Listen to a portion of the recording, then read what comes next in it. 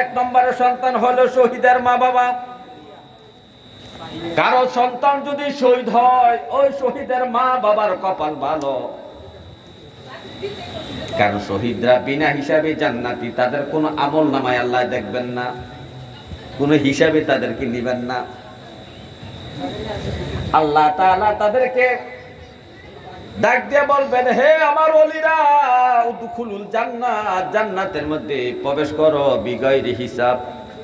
আজকে তোমাদের কোনো হিসাব নেওয়া হবে না। কারণ যেদিন শহীদ হইছ, তোমার শরীরে রক্ত জমিনে পড়ার সাথে সাথে তোমার জীবনের গুনাহগুলো মাফ হয়ে গিয়েছে, তোমার জন্য জাহান্নাম হারাম হয়ে গিয়েছে। শহীদের মা বাবা, যে মা বাবা শহীদ সন্তানের মা বাবা হইতে পারছে, ওই সমস্ত মা বাবার কপাল ভালো, তাদের কপাল ভালো। নবীজি যখন যুদ্ধ করে, যুদ্ধ শেষ করে মদিনার মধ্যে প্রবেশ করবেন, মদিনার শহরে, তখন নবীজি উঠে চড়ে মদিনার দিকে যাচ্ছেন। মদিনার শহরের কাছাকাছি আসার পরে এক বৃদ্ধ মাকে নবীজি দেখলেন। ওই বৃদ্ধ মহিলাকে দেখে নবীজি তাকে চিনলেন, বৃদ্ধ মহিলাও নবীজিকে চিনলেন। নবীজি ও বৃদ্ধ মহিলার কাছে ওট থামাইয়া বলতেছে, বুড়িমা, ও মা, আপনি কি অমুকের মা না? মহিলা বলে, ইয়া রাসূলুল্লাহ, আমি অমুকের মা।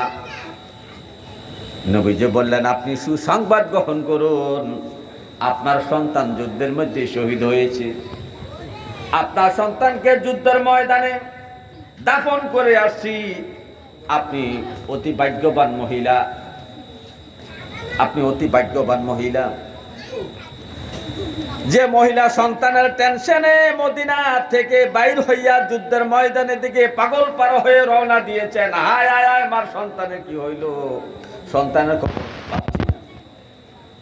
সন্তানের খোঁজ নেওয়ার জন্য মদিনা থেকে বাইর হইয়া যুদ্ধের ময়দানের দিকে দৌড়াচ্ছে। আর ওই মহিলার কাছে যখন নবীজি তার সন্তানের শহীদ হওয়ার খবর দিলেন, মহিলা চোখের পানি মুছে বলতেছে, ইয়া রাসূলুল্লাহ, আমার সন্তানের জন্য আর কোনো আমার আফসোস নাই, দুঃখ নাই, আমি চোখের পানি মুছে ফেললাম। কারণ আমি জানি আমার এই সন্তানটা আমাকে জান্নাতে নিয়ে যাবে। সুতরাং এই সন্তানের জন্য আমি বড় খুশি।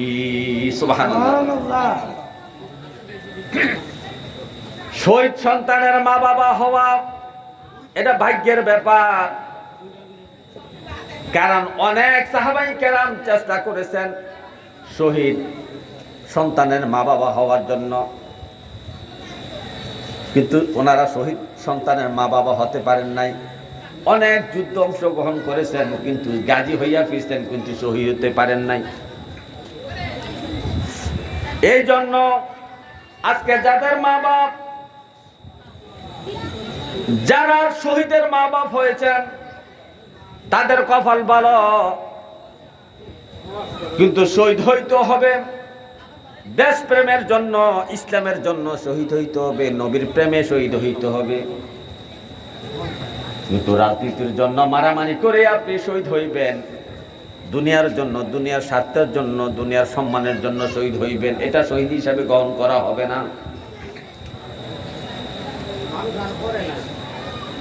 শহীদের দরজাটা খুবই মর্যাদাশীল দরজা। ওই শহীদের মা বাবা হওয়াটা প্রত্যেকটা মা বাবার জন্য একটা সৌভাগ্য। 2 নম্বর সন্তান হইল কোরআনে হাফেজ। কোরআনে হাফেজের মা বাপ যারা হয়েছেন, ওই সমস্ত মা বাবা ভাগ্যবান। হাদিস শরীফের মধ্যে আছে, নবীজি বলছেন, হে আমার উম্মত, যে ব্যক্তি কোরআন শরীফ মুখস্থ করলো, এই কোরআনের শরীয়তের হুকুম হাকাম অনুযায়ী কোরআনের নির্দেশনাবলী পালন করলো, আমল করলো, যথাযথভাবে কোরআনের বিধিবিধানগুলোকে মান্য করলো, এই মান্য করে যদি এই ব্যক্তিরা দুনিয়া থেকে বিদায় নিতে পারে, এই কোরআনে হাফেজকে হাসরের মাঠে তার ফ্যামিলির, তার পরিবারের 10টা মানুষ যারা জাহান্নামী বলে আল্লাহর কাছে গৃহীত হয়েছেন, যাদের সিদ্ধান্ত হয়েছে তারা জাহান্নামে যাবে, এমন 10 জন ব্যক্তিকে ওই কোরআনে হাফেজ, ওই হক্কানি আলেম সুপারিশ করে, তার ফ্যামিলির 10টা, তার আত্মীয় স্বজন সহ 10 জন ব্যক্তিকে সুপারিশ করে সে জান্নাতে নিতে পারবে, নবী বলেছেন। সুবহানাল্লাহ। এই কোরআনে হাফেজের সন্তান, কোরআনে হাফেজ সন্তানের বাবা মা যারা হয়েছেন তারা সৌভাগ্যবান। এই কোরআনে হাফেজ সন্তান যত কোরআন তেলাওয়াত করবে এর একটা অংশ মরা মা বাবার কবরে প্রতিদিন পৌঁছতে থাকবে। আল্লাহর এক বুজুর্গ ব্যক্তি রাস্তা দিয়ে হাঁটতে লাগছিলেন, হঠাৎ করে সামনে একটা কবরস্থান দেখতে পাইলেন। ওই বুজুর্গ ব্যক্তির প্রতিদিনে তার একটা অভ্যাস ছিল, রাস্তা দিয়ে হাঁটতে গেলে কবরস্থান দেখলেই জিয়ারত করতেন, কবরবাসীদের জন্য সূরা কেরাত করে হাদিয়া পেশ করতেন, মুনাজাত করতেন, তাদের পক্ষ থেকে মাফ চাইতেন। আল্লাহর এই বুজুর্গ ব্যক্তি রাস্তা দিয়ে হাঁটতে যায়, তখন কবরস্থান দেখলেন, এই কবরস্থানের পাশে দাঁড়িয়ে জিয়ারত করে তাদের জন্য দোয়া করলেন। আল্লাহর এই বুজুর্গ ব্যক্তি বসুরিয়াতা ছিল, অন্তর্দৃষ্টি খোলা ছিল। আল্লাহর এই ওলি জিয়ারত শেষ করে তার কর্মস্থলে যাইয়া সন্ধ্যাবেলা বাড়িতে পৌঁছলেন। এশার নামাজ পড়ে যখন শুইলেন তখন হঠাৎ করে তার স্বপ্নে আসলেন, স্বপ্নের মধ্যে পড়ে গেলেন। স্বপ্নের মধ্যে পড়ে দেখতেছেন ওই যে দিনের বেলা জিয়ারত করে কবরস্থানে যে নেকগুলা বন্টন করে, নেকগুলা তাদের কবরে দিয়েছিলেন, দিনের বেলা যে কবরস্থান জিয়ারত করেছিলেন, যে হাদিয়াটা এই কবরবাসীদেরকে দিয়েছিলেন, এই তার হাদিয়াটা বন্টন হচ্ছে। স্বপ্নের মাধ্যমে দেখতেছেন বন্টন হচ্ছে। ফেরেশতারা তার এই হাদিয়ার নেকগুলা প্রত্যেকটা কবরবাসীর প্রত্যেকটা কবরের মধ্যে সওয়াবগুলা বন্টন করে দিচ্ছেন। এই সওয়াবগুলা নেওয়ার জন্য কবর থেকে নারী পুরুষ সবাই উঠে আসছে ফেরেশতাদের কাছে। আল্লাহর ওলি স্বপ্নে দেখতেছেন, কিন্তু আল্লাহর ওলি খেয়াল করে দেখতেন একটা কবরের মধ্যে একটা বৃদ্ধ মহিলা, উনি কিন্তু সওয়াব নেওয়ার জন্য ওই জিয়ারতের এই যে হাদিয়াটা পেশ করছিলেন সেই সওয়াবটা নেওয়ার জন্য মহিলাটা আসলেন না। আল্লাহর ওলি স্বপ্নের মধ্যে মহিলাকে প্রশ্ন করলেন, বুড়ি মা, সব কবরবাসীরা নেক নেওয়ার জন্য ফেরেশতার সামনে হাজির হইল, আপনি কেন কবর থেকে উঠে আসলেন না নেক নেওয়ার জন্য? এই বুড়ি মহিলা বলতেছে, হে আল্লাহর ওলি, আমার সওয়াব নেওয়ার জন্য, জিয়ারতের সওয়াব নেওয়ার জন্য ওখানে আমার যাওয়ার দরকার নাই। আল্লাহর ওলি প্রশ্ন করে, কেন দরকার নাই? মহিলা বলতেছে, আল্লাহর ওলি গো, আমি দুনিয়ায় জীবিত থাকতে আমার একটা সন্তানকে কোরআনে হাফেজ বানাইছিলাম।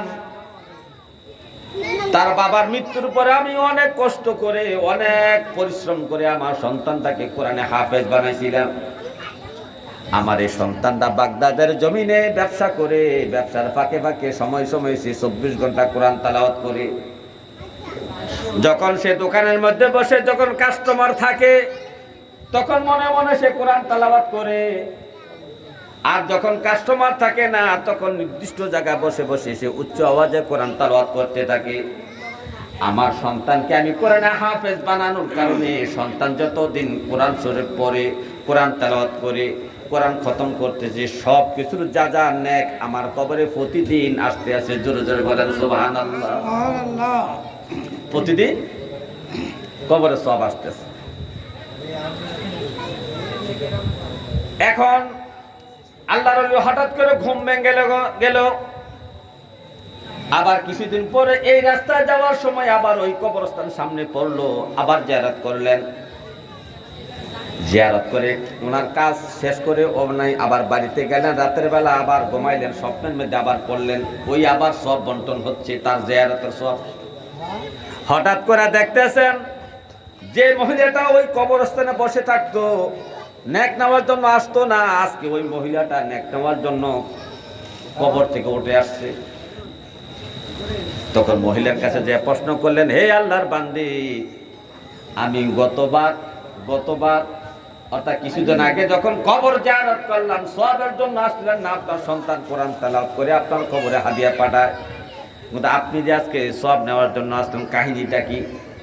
তখন আল্লাহর অলির সামনে ও মহিলা বলতেছে, হে আল্লাহর অলি, কিছুদিন আগে আমার সন্তানরা দুনিয়া থেকে ইন্তেকাল করেছে। ইন্তেকাল করার কারণে আমার সন্তান আর কোরআন তেলাওয়াত করে না, আমার কবর আর কোরআন তেলাওয়াতের হাদিয়া আসে না, যার কারণে দুনিয়া থেকে সব আশা বন্ধ হয়ে গেছে। যার কারণে সব নেওয়ার জন্য, আপনার জিয়ারতের হাদিয়া নেওয়ার জন্য আমি ফেরেশতাদের কাছে হাজির হয়েছি। তখন আল্লাহর ওলি তো মহিলাকে প্রশ্ন করতেছে, ওরে আল্লাহর বান্দে, আপনার সন্তান কোন এলাকায়, কোন জায়গায়, কোন বাজারে ব্যবসা করে? মহিলা সব ঠিকানা বললেন। যাওয়ার পরে উনি ওই জায়গার তল্লাশি নিয়ে দেখলেন যে ঠিকই আল্লাহ ওই কোরআন হাফেজ বান্দারা দুনিয়া থেকে বিদায় নিয়েছেন। তো এই কথা বলার উদ্দেশ্য হলো, কোরআন হাফেজের মা বাবা অতি ভাগ্যবান। কোরআনে হাফেজের মা বাবা হওয়া, কোরআনে হাফেজের দাদা হওয়া, কোরআনে হাফেজের নানা হওয়া, এটা সৌভাগ্যবান ব্যক্তির কপালে জুটে। সবার ভাগ্য যদি কোরআনে হাফেজের বাবা হওয়া যায়, তো তাহলে সবারই মনে ইচ্ছা আছে কোরআনে হাফেজের বাবা হওয়ার। কিন্তু আল্লাহ তাআলার কাছে মুনাজাত করতে হবে, রব্বে কারীম আমাকে কোরআনে হাফেজের বাবা বানান। আর কোরআনে হাফেজের বাবা যদি আমার ভাগ্যে না থাকে, মাবুদ গো আমাকে কোরআনে হাফেজের দাদা বানায়া দেন। আর কোরআনে হাফেজের দাদাও যদি আমার ভাগ্যে না থাকে, মাওলা গো আমাকে কোরআনে হাফেজের নানা বানায়া দেন। আপনি যদি কোরআনে হাফেজের নানাও হতে পারেন, দাদাও হইতে পারেন, তার যদি আপন চাচাও হইতে পারেন, মামাও যদি হইতে পারেন, ওই যে 10 জন ব্যক্তিকে সুপারিশ করে জান্নাতে নিয়ে যাবে, এর মধ্যে যদি আপনি একজন পড়ে যান, তাহলে আপনারও কপাল ভালো। এই কোরআন হাফেজের মহব্বতে তার আওলাদের কারণে আপনিও জান্নাতবাসী হয়ে যেতে পারবেন বিনা হিসাবে। জোরে জোরে বলেন সুবহানাল্লাহ। 3 নাম্বার হলো যে সমস্ত বাবা মার ছোট ছোট নাবালক সন্তান মারা যায়, যে সমস্ত মা বাবার ছোট ছোট বাচ্চারা দুনিয়া থেকে বিদায় নিয়েছে, ভোগ খালি করে কবরবাসী হয়ে গেছে, ওই সমস্ত মা বাবা অতি সৌভাগ্যবান।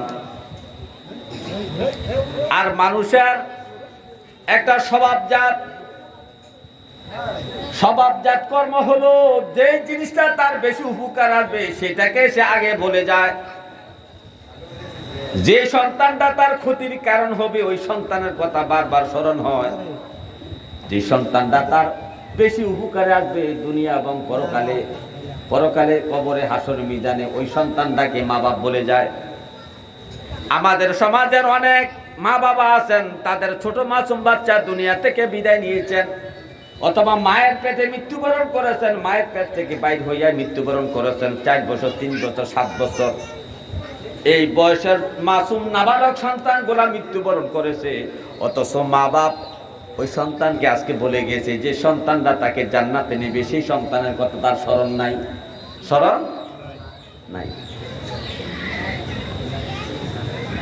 হে আমার ভাইও, এই ছোট ছোট মাসুম বাচ্চারা যখন মারা যায়, তাদের তো একটা হক ছিল, মায়ের বুকের দুধ 2 বছর পর্যন্ত তারা খাবে, মায়ের আদর পাবে, বাবার আদর পাবে, দাদার আদর পাবে, নানার আদর পাবে। কিন্তু মায়ের কোলে থাকা অবস্থায় 3 বছর, 4 বছর অথবা 1 মাস, 2 মাস থাকার পরও শিশু বাচ্চাটা মারা যায়, তো দুধ খাওয়া থেকে বঞ্চিত হইল, মায়ের আদর থেকে বঞ্চিত হইল, বাবার আদর থেকে বাচ্চাটা বঞ্চিত হইল। এই বাচ্চাটাকে আল্লাহ কবর নিয়ে জান্নাতের মধ্যে তাকে জায়গা দেন। এই জান্নাতে এই বাচ্চাটা হযরত ইব্রাহিম আলাইহিস সালামকে বাবা বলে ডাকে। বাবার আদর নেওয়ার স্বাদ সে অনুভব করে। ইব্রাহিম নবীর স্ত্রী মা সারাকে মা বলে ডাকে। মা সারা এই ছোট মাসুম বাচ্চাটাকে আদর করে নিজের সন্তানের মতো। কেন আসে তাদের কাছে? মেরাজের রজনীতে নবীজি যখন গেলেন, তখন একটা মাঠের মধ্যে, বিশাল একটা মাঠের মধ্যে একটা গাছ আছে, গাছের নিচে 2 জন মানুষ বসে আছে 2টা চেয়ারের মধ্যে, আর গাছের চতুর্দিকে ছোট ছোট মাসুম বাচ্চারা খেলাধুলা করতেছে, দৌড়াদৌড়ি করতেছে, খেলাধুলা করতেছে। নবীজি কিন্তু এটা দেখতেছেন মেরাজের রাত্রে। জিব্রাইলকে প্রশ্ন করলেন, ভাই জিব্রাইল, ওই যে গাছের নিচে নূরানি চেহারা দুইটা মানুষ দেখা যায়, একটা নারী একটা পুরুষ, ছোট ছোট বাচ্চারা দেখা যায় খেলাধুলা করে, এরা কারা? জিব্রাইল বলতেছে, ইয়া রাসূলুল্লাহ, এই দুই চেহারে যে দুইটা মানুষ দেখতেছেন, একটা মানুষ হলো পুরুষ, মানুষটা হলো আপনার মুসলমানদের জাতির পিতা হযরত ইব্রাহিম আলাইহিস সালাম। আর পাশের চেহারা যে মহিলাটাকে, সুন্দরী মহিলাটাকে দেখতেছেন, বিশ্ব সুন্দরী মহিলা, ওই মহিলাটা হইল মা সারা, ইব্রাহিমের স্ত্রী, বড় স্ত্রী। এই ছোট ছোট বাচ্চারা কারা? জিব্রাইল বলতেছে, ইয়া রাসূলুল্লাহ, আপনার উম্মতের মধ্যে যে ছোট ছোট নাবালক বাচ্চারা মৃত্যুবরণ করে মায়ের পেট থেকে বাইরে হইয়া, অথবা 2 মাসে 3 মাস, 1 বছর 6 মাস, 2 বছর 3 বছর 4 বছর 5 বছর 6 বছর 7 বছর পর্যন্ত নাবালক থাকে। এই অবস্থায় যখন এই বাচ্চাগুলা মারা যায়, তারা মায়ের বাবার আদর থেকে বঞ্চিত হয়ে যায়, মা বাবার সেবা যত্ন থেকে বঞ্চিত হয়ে যায়। যখন তারা খেলাধুলা করতে থাকে, যখন একজনের সাথে একজনের ঝগড়া লাগে এবং তাদের মধ্যে কথা কাটাকাটি হয়, তখন হঠাৎ করে তাদের মায়ের কথা স্মরণ হয়। তারা যখন খেলতে যেয়ে পড়ে যায়, যখন তারা ব্যথা পায়, তখন তাদের মায়ের কথা স্মরণ হয়, বাবার কথা স্মরণ হয়। যখন মায়ের কথা স্মরণ হয়, ছোট ছোট বাচ্চারা মা হাজেরার কোলে দৌড়াইয়া ওঠে। আর বাবার কথা যখন স্মরণ হয়, ব্যথা পাওয়ার পরে, তখন তারা বাবা ইব্রাহিমের কোলের মধ্যে তারা জড়াইয়া ধরে।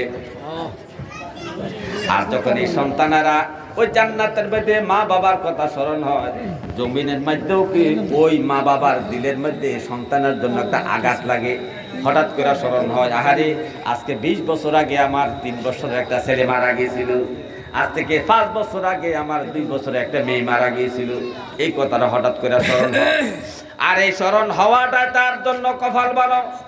আর এই স্মরণটা সব সময় করা দরকার, কারণ এই সন্তানটাই তাকে জান্নাতে নেওয়ার জন্য আল্লাহর কাছে আবদার করবে।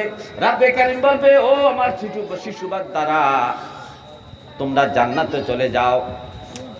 তারা তখন বায়না ধরবে, রাব্বে কারীম, আমরা একা একা জান্নাতে যাব না। আমাদের দুনিয়ায় আমাদের মা বাপ ছিল, আমাদের মা বাবাকে নিয়ে আমরা জান্নাতে যাব। তখন রাব্বে কারীম প্রশ্ন করবে, এত হাজার হাজার হাসরের মাঠে মানুষ, এর মধ্যে তোমার বাবাকে তুমি কিভাবে চিনবে? মাকে তুমি কিভাবে চিনবে? মাকে তুমি কিভাবে চিনবে? বাবাকে তুমি কিভাবে চিনবে? তখন মাসুম বাচ্চারা বলবে, রাব্বে কারীম, আমার মায়ের শরীরের মধ্যে একটা গন্ধ ছিল, ওই গন্ধটা শুনলেই আমি বুঝতে পারবো এটা আমার মা।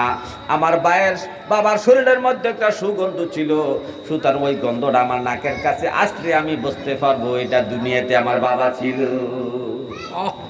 এইভাবে পরিচয় দিয়ে দিয়ে মা বাপকে জান্নাতে নিয়ে যাবে। আবার অন্য এক বর্ণনা আছে, যারা ছোট ছোট বাচ্চা ইন্তেকাল করেছে, মা বাবার বুক খালি করে দুনিয়া থেকে বিদায় নিয়েছেন, এই ছোট ছোট বাচ্চাগুলার যে নাভি থাকে, লম্বা নাভি, হাসর মাঠে তাদের নাভিগুলো অনেক লম্বা হয়ে যাবে। এই নাভি দিয়া মা বাবাকে পেঁচাইয়া টানে টানে জান্নাতের দিকে নিয়ে যাবে। ফেরেশতারা বাধা দিবে, না না, তোমাকে একা জান্নাতে যাওয়ার জন্য বলা হয়েছে, তুমি কেন তোমার মা বাবাকে তুমি নিয়ে জান্নাতে যাচ্ছ? তখন এই শিশু বাচ্চারা বলবে, না না না, আমার মা বাবাকে ছাড়া আমি জান্নাতে যাব না। তখন এই শিশু বাচ্চারা আল্লাহ তাআলা এত শক্তি দান করবেন, নাভি দিয়া পেঁচাইয়া মা বাবাকে টাইনা টাইনা জান্নাতে নিয়ে যাবেন। আর ফেরেশতারা বাধা দিবেন, না, তোমার মা বাবাকে জান্নাতে নেওয়া যাবে না। এই এর মধ্যে দস্তাদস্তির মধ্যে এই শিশু বাচ্চারা জয়ী হবে, তারা এই মা বাবাকে নিয়ে জান্নাতের মধ্যে চলে যাবে। জোরে জোরে বলেন সুবহানাল্লাহ। এই জন্য শিশু বাচ্চা মারা গেলে বিলাপ করতে নাই, দুঃখ তো হবেই, তবে দুঃখটা হবে আল্লাহর সন্তুষ্টির জন্য। মনে মনে ভাবনান্বিত হবে, রাব্বে কারীম, আজকে 9টা মাস আমার পেটের মধ্যে আমার